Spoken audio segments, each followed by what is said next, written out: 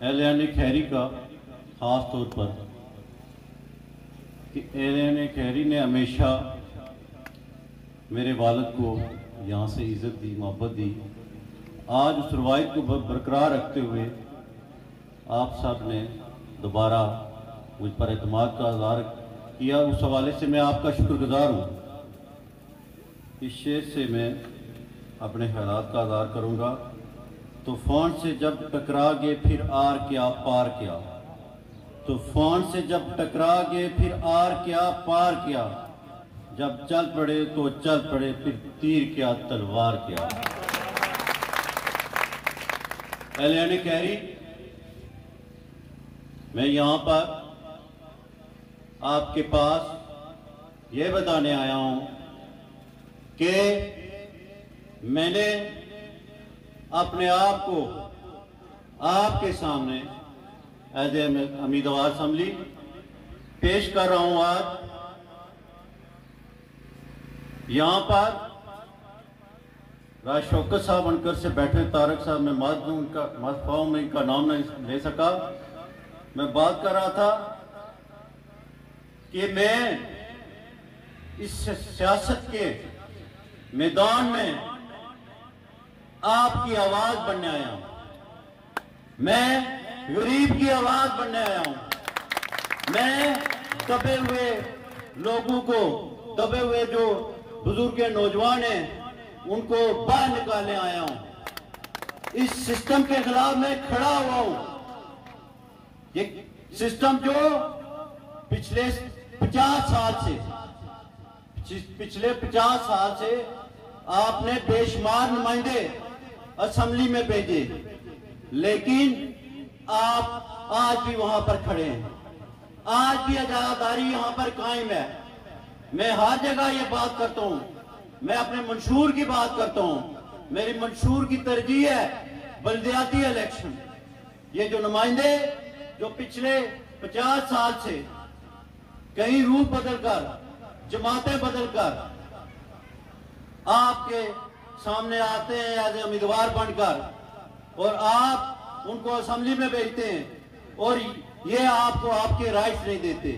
आगे राजा हबीबुल्लाह साहब ने थोड़ी बात की कानून साज असेंबली की। मैं उम्मीदवार कानून साज असेंबली हूं। मेरा कोई काम नहीं है बंदर बांट करना। अगर मैं असेंबली में जाता हूं तो मुझे वो कानून साजी करनी चाहिए जिससे आपके मसाइल हो सके। आज भी आपके बुनियादी मसाइल हल नहीं हुए। फंड की जो ये बंदर बांट करते हैं, ये इनका कोई अख्तियार नहीं है।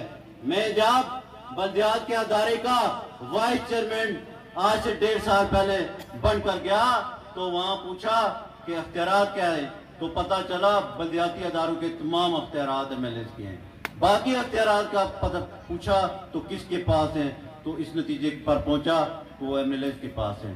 फिर मैंने अपनी क़यादत से सवाल किया, ये कौन सी जमहूरियत है, ये कौन सी जमहूरियत है जिसमें अख्तियारात अवाम को नहीं दिए जा रहे। जमहूरियत का तो मतलब है अख्तियारात अवाम के पास हो, और जमहूरी सिस्टम बल्दियाती इंतखाब के बगैर नामुकम्मल है।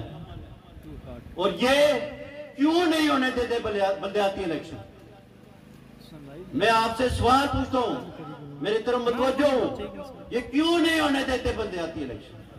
क्योंकि ये आपको दबा कर रखना चाहते हैं, क्योंकि ये आपको नीचे रखना चाहते हैं। जब बल्दियाती इलेक्शन हो गए तो फंड आपके पास चले जाएंगे। जब बल्दियाती इलेक्शन हो गए तो फंड आपके पास चले जाएंगे, और फिर ये सियासी नरसी बनेगी जिसकी पैदाइश मेरे वालिद मोहतरम भी थे। मेरे वालिद मोहतरम भी इस बल्दियाती सिस्टम, स्टूडेंट पॉलिटिक्स के जरिए सियासत के अंदर आए। और ये जो इजारादारी है, ये सियासतदान, ये जो चेहरे बदल बदल कर, जमातें बदल बदल कर आपके पास आते हैं, ये इजारादारी खत्म नहीं होनी चाहिए। ये बार बार असेंबलियों के अंदर के, कोई 1 दफा गया, कोई 2 दफा गया, कोई 4 दफा गया। मैंने अपने वालिद मोहतरम के वफात के बाद 2 इलेक्शन मसूद खालिद साहब का साथ दिया। आप लोग गवाह हैं कि 4 इलेक्शन जब वालिद मोहतरम लड़े, या खैरी के बहुत सारे लोग मेरे वालिद मोहतरम के साथ, बहुत सारे चेहरे मुझे आज वो नजर आए। मेरे वालिद मोहतरम इलेक्शन जीते हुए आ रहे हो, उन्होंने इस हल्के के लोगों की खिदमत की, लेकिन वो इस दुनिया से बड़े दुखी होकर एक हवाले से, केडी साहब को पता है, वो इनके बड़े करीबी दोस्त थे, इस हवाले से दुखी होकर गए कि मैंने बड़ी खिदमत की है इस हल्के के लोगों की, लेकिन इस हल्के के लोगों ने मेरे साथ इंसाफ नहीं किया। इलेक्शन में हार जीत लगी रहती है, लेकिन जब इलेक्शन 700 से 1000 वोट से जब बंदा आता है तो फिर बड़ा दुख होता है। और मेरे वाले साहब थोड़े ही मार्जिन से इलेक्शन हारते रहे। आपने सबको मौका दिया, आपने सबको मौका दिया। इस हल्के के अंदर जो जो भी सियासत के मैदान में आया, जिसने भी खिदमत का मिशन लेकर वो आया, आपने मौका दिया। वो उस पर पूरा उतरा या ना उतरा ये बात की बात है, उस पर मैं तफसीलन में थोड़ी देर में जाता हूं, लेकिन आपने हमारे घराने को मौका नहीं दिया, आपने हमारे घराने को मौका नहीं दिया, मेरे वालिद मोहतरम को मौका नहीं दिया। मैं भी पिछले 10 साल से इस मैदान में हूं। मैंने मसूद खालिद साहब की 2011 में सपोर्ट की। मसूद खालिद साहब, आगे इम्तियाज साहब ने बताया, उनकी टांगे कांप रही थी। उन्होंने कहा मैं वोट नहीं दे सकता 5-6 हजार, मैं इलेक्शन नहीं लड़ूंगा। मैंने कहा हमने तो जुर्रत और दलेरी अपने घर से सीखी। मेरे वालिद साहब को आप जानते, हमने कहा आप खड़े हो जाएं, जब बंदा खड़ा होता है तो लोग वोट देते। मैं अकेला चला था, आज काफिले मेरे साथ चल रहे हैं। तो 2011 में उनका मैंने साथ दिया, जो बात में बताना चाह रहा था। जब 2011 में साथ दिया तो हम चंद 100 वोटों से आ रहे। हमने उस जगह से जहां से मेरे वालिद साहब पोलिंग जीतते थे, एक तरफा करते थे, वही रिजल्ट दिए उनको। आज भी अली जुमार साहब नाराज हैं हमसे, वो अजीज थे हमारे, लेकिन कमिटमेंट मेरे पास हुआ है। मेरे पास 2 ऑप्शन थे सियासत में, किरदार जिंदा रहता है, इक्तदार बड़ा आर्जी होता है। आज मुस्लिम लीग का इक्तदार था, मसूद खालिद साहब MLA थे, आज उनका सूरज गुरूब हो रहा है, लेकिन किरदार मरने के बाद भी जिंदा रहता है। और मुझे फख्र है मैं आफत राजा का बेटा हूं। उसका किरदार आज भी जिंदा है, वो इक्तदार में तो नहीं रहा, लेकिन आज भी वो लोगों के दिलों में जिंदा है। तो मेरे पास वो 2 ऑप्शन थे, या तो असूलों से हट के, या मसूद खालिद साहब को मैंने इलेक्शन में खड़ा किया है तो जो मेरी जान है, हिम्मत है, जो खून का आखिरी कतरा है, मैं लगाऊं। तो मैंने अपने असूल जो वालिद साहब के थे उनको लेकर चला, उनके साथ खड़ा हुआ, और हमने एकतरफा करके उनको पोलिंग दी, एकतरफा करके दिए। रट्टा यूनियन काउंसिल से भी वही वोट लिया। 2006 में मसूद खालिद साहब ने 117 वोट लिया था, मेरे वालिद मोहतरम ने 1000 से ज्यादा वोट लिया था, 1000 से ज्यादा वोट हमने दिलवाया। मसूद ने 2006 में 4000 वोट लिया था, हमसे पीछे थे, हमने 5500 वोट लिया था। हमने कुर्बानी की। लेकिन बात यह है कुर्बानियों के लिए हम ही नहीं पैदा हुए। हमने चाचा अली मोहम्मद, अल्लाह मफरत करे, उनके लिए भी कुर्बानी। हमने आपकी यूनियन काउंसिल में रहते थे पीर जान अली शाह साहब, मेरे वालिद साहब ने उनका भी साथ दिया दिन रात उनके लिए। मैंने आपको याद होना, यहाँ बुजुर्ग बेशुमार खैरी के मेरे काबिल एहतराम बैठे हुए, उन्होंने लाला अब्दुल मालिक साहब की सपोर्ट, लेकिन क्या वजह हमारे साथ चलने की नहीं? हमने कौन सा गुनाह कर दिया? यही गुनाह किया मेरे वालिद राजा मोहम्मद विरासत खान के घर पैदा हुए, और हमारी गलती यह है कि मैं राजा मोहम्मद आबिद खान के घर पैदा हुआ। मैं कहता हूं, मैं हर जगह कहता हूं, अगर आप समझते हैं कि नुमाइंदगी के लायक मैं नहीं हूं, इस हल्के के लोग समझते हैं, तो मैं आपको कहता हूं मुझे वोट ना दें। मैं कहता हूं मुझे वोट। अगर आप समझते हैं कि ये नौजवान आपकी असेंबली में जाकर नुमाइंदगी करेगा, ये जो माजी में आपने नुमाइंदे भेजे, जो जाकर असेंबली में खामोश होकर चुप कर रोजा रख लेते थे, ये वो काम नहीं करेगा। यहां पर डुडियाल की मुलाजमतों पर बाहर के लोग भर्ती होते, यहाँ के नौजवान आज भी बेरोजगार धक्के खा रहे हैं, डिग्रियां हाथ में रखकर। यहां से मस्त यूनिवर्सिटी का कैंपस ही आपके घर के पास था, यहां से चला गया। इनसे सवाल पूछे, आप क्या कर रहे थे? आप हमसे भी सवाल कर सकते हैं, हम जवाब देंगे। हम इक्तदार में नहीं गए, मेरे वालिद साहब सियासत में रहे, असेंबली में नहीं रहे, लेकिन आप लोग गवाए, आप लोग गवाए। आप में से अगर कोई हाथ उठाकर ये कहते कि राजे आबद ने आपकी खिदमत नहीं की, आपकी आवाज नहीं बने, तो मैं उम्मीदवार आज से उम्मीदवारी से पीछे हट जाऊंगा। हाथ खड़े करके मुझे बताएं, क्या राजा आबद साहब ने, राजा आबद आपके साथ खड़ा हुआ?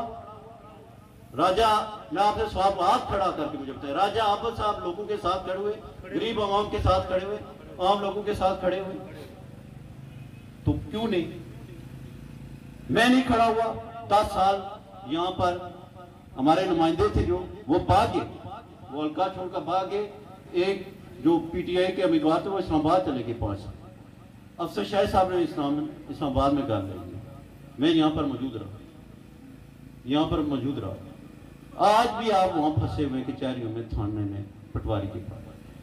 ये कौन सा बड़ा, इसमें कौन से फंड चाहिए होते? इसमें एक कानून साजी की जरूरत है, जो इनका काम है, लेकिन ये इन मसाइल से, इस दलदल से आपको नहीं निकालना चाहते, इस दलदल से आपको नहीं निकालना चाहते।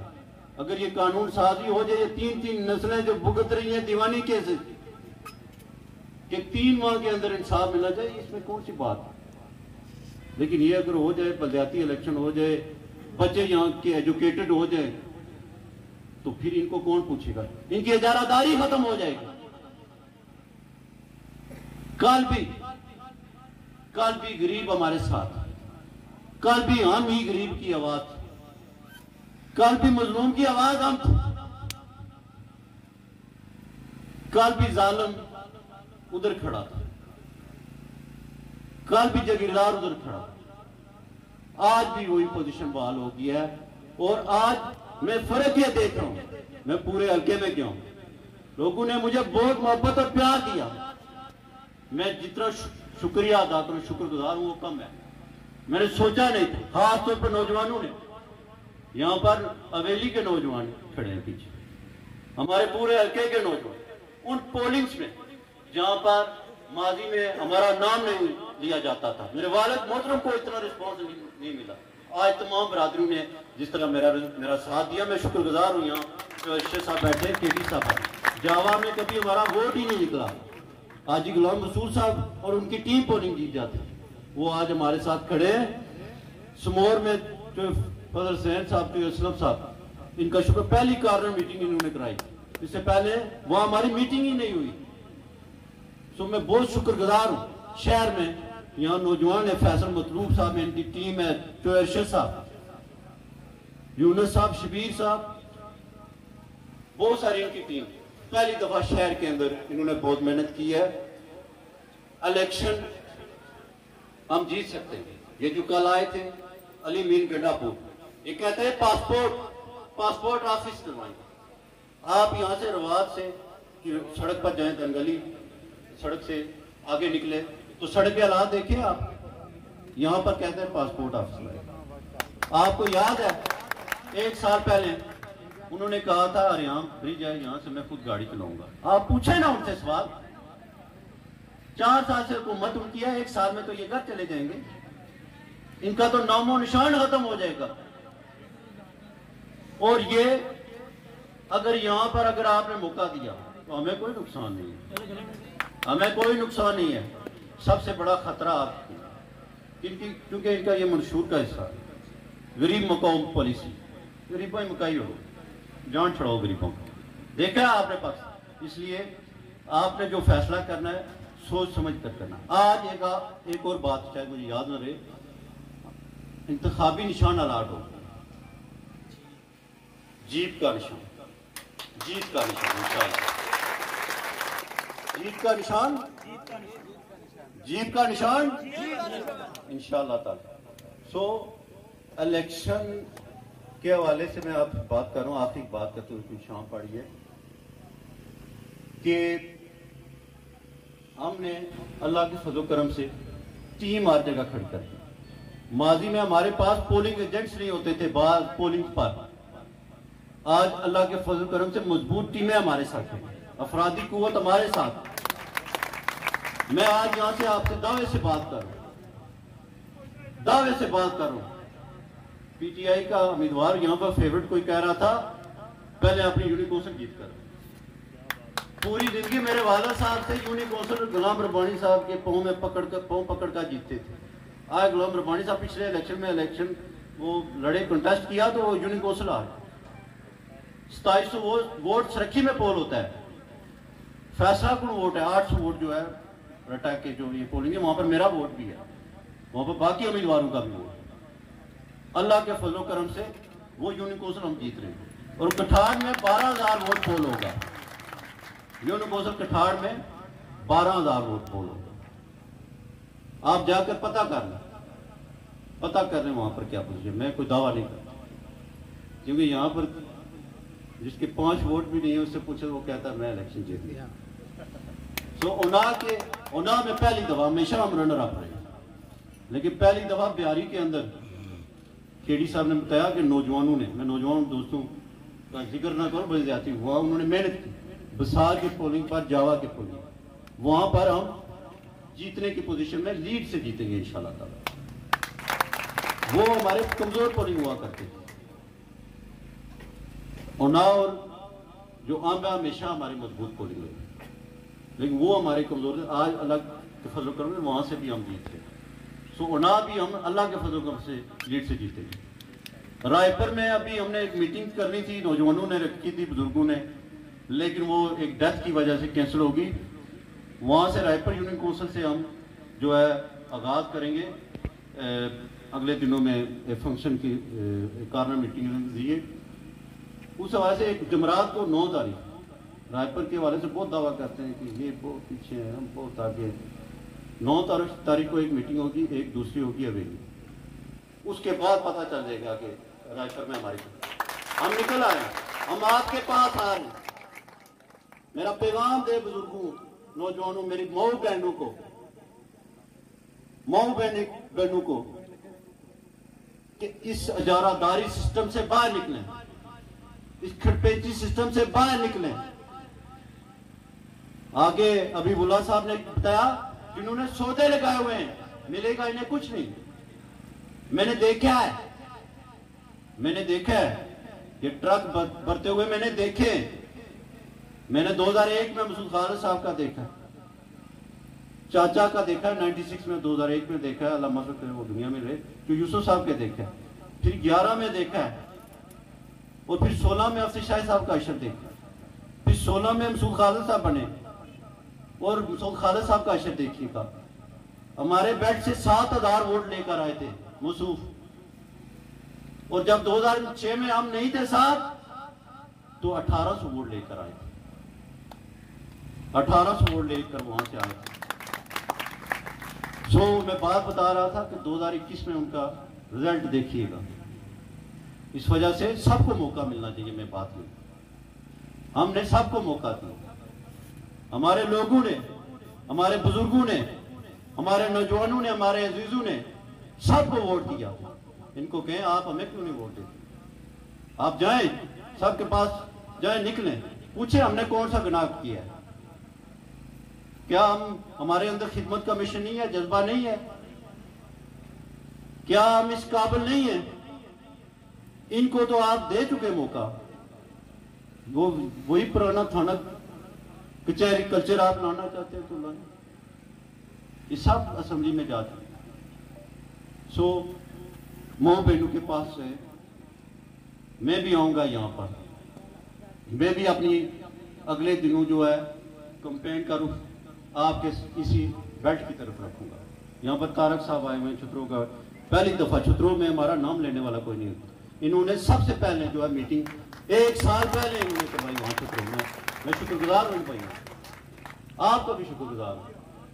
सो वहां पर यहाँ पर मैं इस बेल्ट का रुख करूंगा, उस हवाले से आपने मदद करनी है। मैं नौजवानों और बुजुर्गों को कहूँगा आप लोगों के पास जाएं और कहें कि 25 जुलाई को जीप पर मोड़ दें, क्योंकि जीप का निशानी जीप का निशान होगा।